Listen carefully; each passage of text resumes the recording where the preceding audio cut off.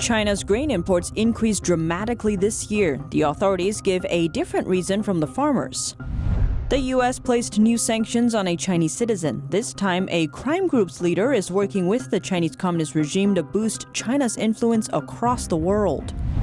On International Human Rights Day, the U.S. is taking further action against religious persecution in China. A second major stock index cuts off the cash flow from U.S. investors to Chinese firms with ties to the country's military. And CCP infiltration in U.S. campuses. 2 more U.S. colleges are found to have failed to report that they received million-dollar donations. These donations were linked to China. Welcome to China in Focus. I'm Tiffany Meyer. First, we turn to China's food shortage. In the first 11 months of this year, China imported nearly 100 million tons of grain, marking a 30% increase year on year. According to China's customs data, in the first 10 months, corn imports exceeded 7 million tons. That's almost twice the amount imported last year. And from January to November, China's soybean imports increased by nearly 20% year on year. As for rice, China purchased around 100,000 tons from India.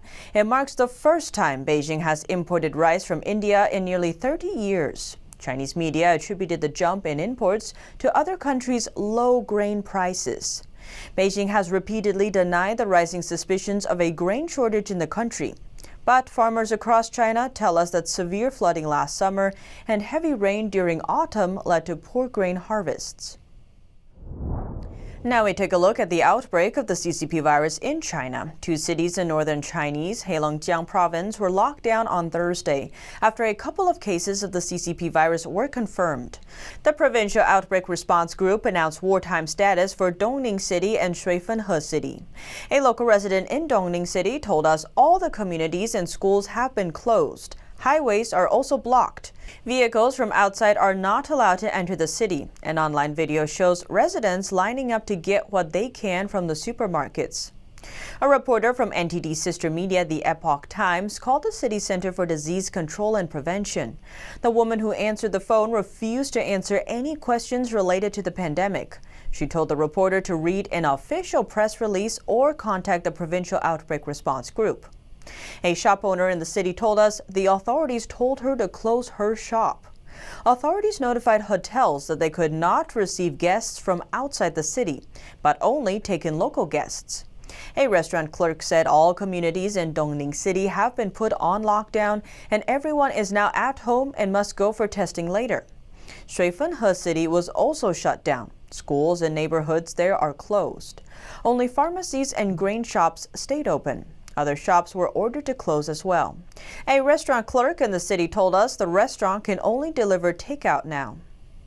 The U.S. on Wednesday slapped sanctions on a leader of China's 14K Triad organized crime group and a member of the Chinese Communist Party's Chinese People's Political Consultative Conference. Flora Bradley-Watson reports. The Trump administration has used its anti-corruption powers to slap sanctions on 3 men that include a Chinese crime boss. The measures announced on Wednesday targeted Wang Kuokoi, a leader of China's 14K Triad organized crime group, as well as a top Liberian politician and a former senior Kyrgyz official. Under the sanctions, all of their property and companies that fall under U.S. jurisdiction will be frozen. Widely known as Broken Tooth, Wang has close ties to China's Communist Party and is accused of using his companies to try to paper over illegal criminal activity under the guise of China's large infrastructure strategy, the Belt and Road Initiative. Criminal allegations against Wang include drug trafficking, illegal gambling, racketeering, and human trafficking. The US Treasury also targeted 3 entities owned or controlled by Wang, based in Hong Kong, Cambodia, and Palau. A senior US official said the measures were part of a broader campaign against corruption, which has seen sanctions imposed on more than 200 people since 2017. It's International Human Rights Day. To mark it, the Trump administration sanctioned a Chinese official for persecuting Falun Gong practitioners. It's the first time the United States has punished a Chinese official for persecuting the spiritual group. The State Department is sanctioning a Chinese official for human rights violations against Falun Gong practitioners. Falun Gong, also known as Falun Dafa, is a spiritual practice that's persecuted by the Chinese regime. Secretary of State Mike Pompeo says the U.S. will deny entry to Huang Yuanxiong and his wife. Huang is a police chief in the southern city of Xiamen. Pompeo said Huang is associated with particularly severe violations of religious freedom of Falun Gong practitioners, namely his involvement in the detention and interrogation of Falun Gong practitioners for practicing their beliefs. The State Department sanctioned 17 foreign officials on Thursday, including Huang. The Chinese regime has been persecuting Falun Gong for over 2 decades. Millions have been detained, and there are over 4,000 documented deaths, although experts say the true figure is likely much higher. The Trump administration has increasingly taken a harder line against the Chinese regime's human rights abuses. A growing list of officials and companies have been sanctioned for eroding Hong Kong's freedom and suppressing Uyghur Muslims in the region of Xinjiang. A major share index provider is set to remove some Chinese companies from its index products, cutting off the cash flow from U.S. investors to Chinese companies. Dow Jones became the second index provider doing this on Thursday, after FTSE Russell announced last week that it would remove 8 Chinese firms from its products. Dow Jones said it would remove mainland-listed A shares, Hong Kong-listed H shares, and American depository receipts of 10 companies from all indexes on December 21st. That includes Hangzhou HK Vision Digital Technology and Semiconductor Manufacturing International Corp, or SMIC. Hikvision is the world's largest surveillance camera provider and is believed to be involved in the suppression of dissidents in China, including ethnic minority Uyghurs. SMIC is China's biggest chipmaker with military use. Both U.S. index providers are acting to comply with President Trump's executive order, barring U.S. investors from buying securities of blacklisted firms. The order will take effect in November 2021. The move prevents passive investors from supporting Chinese firms with military ties. On International Human Rights Day, a group of Uyghur activists held an event in Washington, D.C., calling for the Chinese Communist regime to be labeled a criminal organization. Certain political and religious groups also attended the rally to support the Uyghurs. Stand up, America! Stand up, America! In Washington, D.C., Uyghur activists stood in front of the Capitol building to send a message to the U.S. government. They're demanding that the Chinese Communist Party be designated as a transnational criminal organization. It's International Human Rights Day. For the past 71 years since China occupied East Turkestan, our people have been deprived of all human rights and freedom. We are facing nothing less than a genocide. For decades, the Chinese Communist Party, or CCP, has brutally persecuted Chinese dissidents and foreign citizens through imprisonment, torture, forced labor, and other atrocities. It has also profited off of selling organs they harvested from live prisoners of conscience, including Christians and Falun Gong practitioners. Executive Director of the Truth Warriors Alliance, Dr. Sean Lin, called out the UN for adding the CCP to the Human Rights Council and for helping it cover up its crimes. Chinese government is very good at disguising these genocide, and they use the UN as a cover-up, just like they cover up the COVID-19, the disaster from China. But WHO, the UN helped covering it, and we're facing this kind of situation. Christians, Catholics, and Falun Gong practitioners showed up in support of the Uyghurs. Political organizations like the Phyllis Schlafly Eagles and Stop the Steal also came to show their support. What's at stake is not an argument about philosophy. It's not an argument about what you think this policy or that should be. It's about existence. It's about the existence of people. It's about life and death. It's that severe. Why is Stop the Steal here for the Uyghur, for East Turkestan? Because we need to stop the steal of their liberty. The CCP is a criminal organization.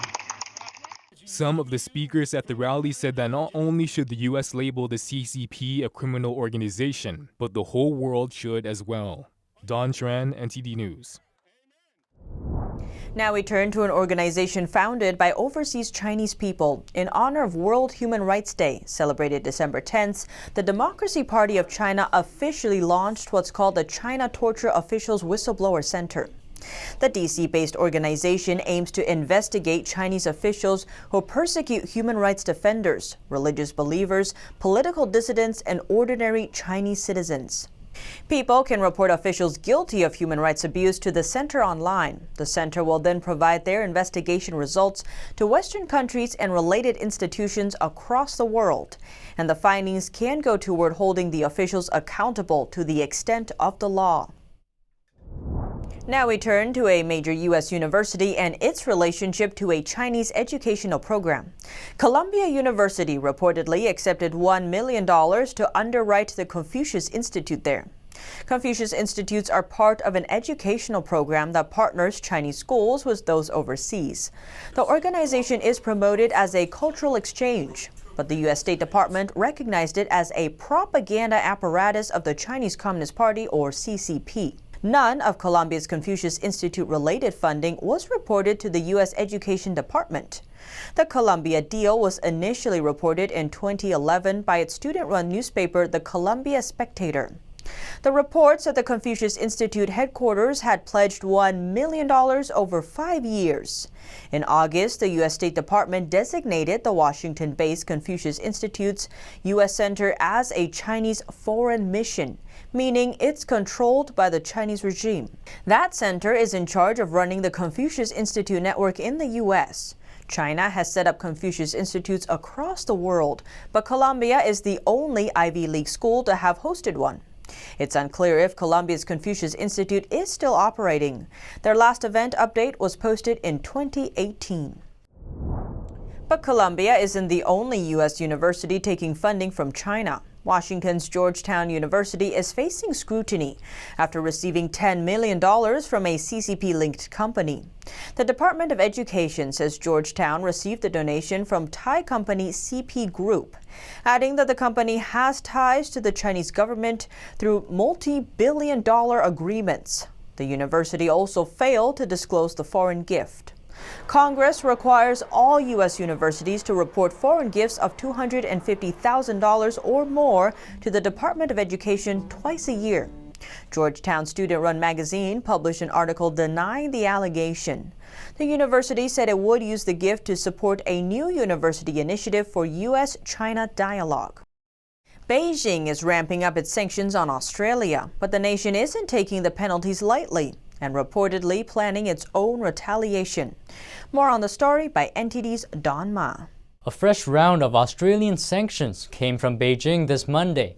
China's General Administration of Customs has suspended imports from the Australian Lamb Company and an Australian beef company. That's as restrictions on timber imports have also widened. These sanctions come on top of an already lengthy list. Affected goods include Australian lobster, barley, coal, wine, beef, among others, and now lamb. China says cotton, wheat, honey, and pharmaceutical producers could be next. This round of sanctions come on the heels of an accusation from Chinese state media, the Global Times. It claimed the origins of the virus came from Australia and that it was transferred into Wuhan from cold chain products. Earlier this week, Australian Trade Minister Simon Birmingham told Australian radio 3AW that it's deeply frustrating that the Chinese regime refuses to resolve these trade disputes with Australia. He also emphasized Australia won't change its values for China. Birmingham suggests that Australia may be pursuing new trade outlets with the European Union and the UK. An expert on Chinese history, Li Yuanhua, told us that Australia may not be able to coexist with the CCP. In the past, everyone thought about a peaceful coexistence with the CCP, to exchange economic benefits in silence. Today, it looks like that's impossible. Australia, in fact, is in the process of changing its views. It wants to diversify trade and open trade channels with Asian countries and the European Union. This mentality is on the rise in Australia. For decades, Australia has had a close relationship with the Chinese Communist Party. As a result, the regime had influence in many aspects of Australia's society. But their relationship took a sharp turn in 2018 and in 2020. In 2018, Australia passed an anti-foreign influence law that greatly impeded the CCP's infiltration. And in 2020, Australia's foreign minister called for a global investigation into the origins of the virus. The move was met with a sharp objection from the Chinese ambassador to Australia. In response, he voiced veiled threats of trade sanctions. But Australian-Chinese scholar Zhang Xiaogang told us that for Australia, upholding values weigh more than economic benefits. Even though the economy is important, Australians cannot accept giving up their freedom in exchange for the economy.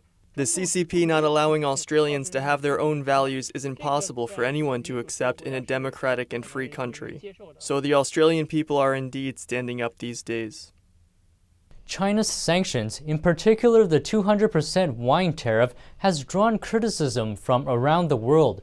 It has united people together to stand against the CCP. An alliance of nearly 200 lawmakers globally are calling for people to buy Australian wine for the holidays. This is Don Ma, NTD News. The U.S. Attorney's Office in Delaware is investigating Joe Biden's son Hunter for his taxes. But other allegations against him deal with the Chinese Communist Party.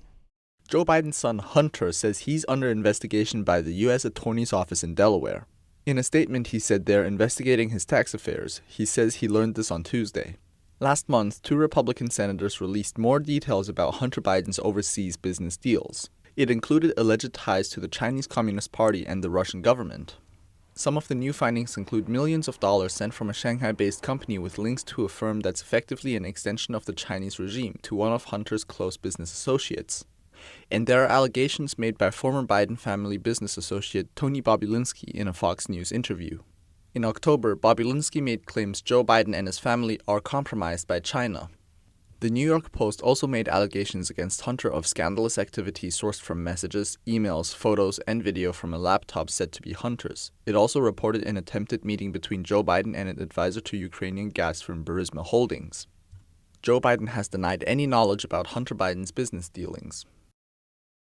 A new campaign pressures China to release Canadians from jail. China has detained Canadian citizens for 2 years. That's in retaliation over Canada's arrest of Chinese tech giant Huawei's CFO.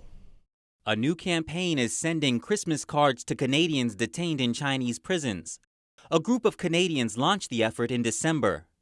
The campaign encourages supporters to write holiday cards to Canadian diplomat Michael Kovrig and businessman Michael Spavor, and mail them to Chinese embassies or consulates. The campaign also urges supporters to post photos of their cards on social media. That's to pressure the Chinese regime to release the 2 men. December 10th marks the 2nd anniversary of Michael Kovrig's detention by Chinese authorities. Beijing's decision to hold them has been widely seen as retaliation. It follows the arrest of an executive from Chinese telecom giant Huawei named Meng Wanzhou. Canada arrested Meng in 2018 upon the request of the U.S. government. Meng allegedly lied to HSBC Investment Bank about Huawei's business operations, which violated U.S. sanctions on Iran. Days later, the Chinese regime took the 2 Canadians into custody. Beijing also denied the men consular access and bail opportunity. According to a letter he wrote to his wife, Kovrig endured poor conditions in a Beijing area jail. On the other hand, Meng lives in one of her $1 million mansions in Vancouver after receiving bail.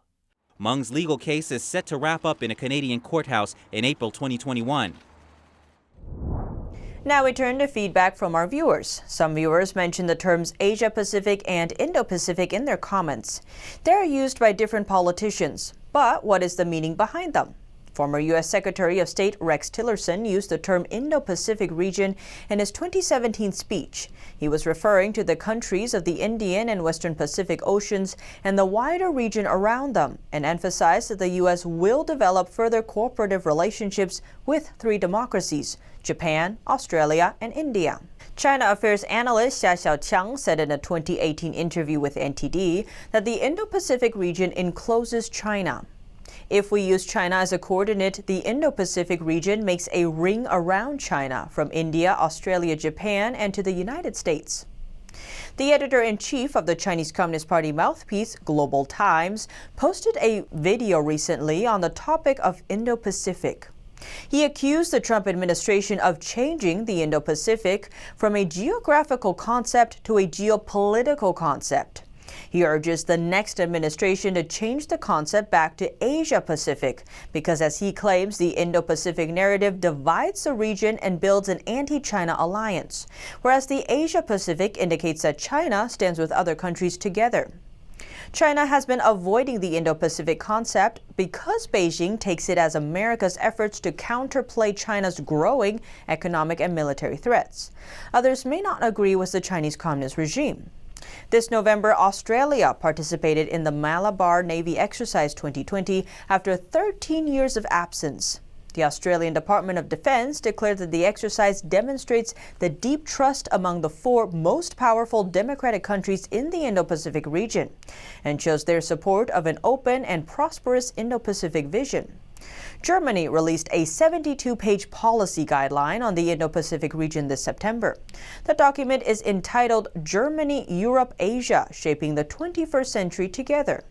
The president of one of the leading centers for global economic research, Kiel Institute of the World Economy, said the German policy guidelines aim to connect more partners in Asia. The German Minister for Foreign Affairs Heiko Maas made an announcement right after the release, saying our prosperity and geopolitical influence in the coming decades depends on our cooperation with the Indo-Pacific region. There, more than anywhere else, will determine the future international order. The UK is making moves in the region too. British media say the UK is to deploy an aircraft carrier in the Indian Ocean next year. A growing number of countries are gathering around a free and open Indo-Pacific vision. Still, Hu Xijing warns the concept will not bring about the result that Washington elites want to see. And that's all for today's China in Focus. Thanks for watching and see you tomorrow.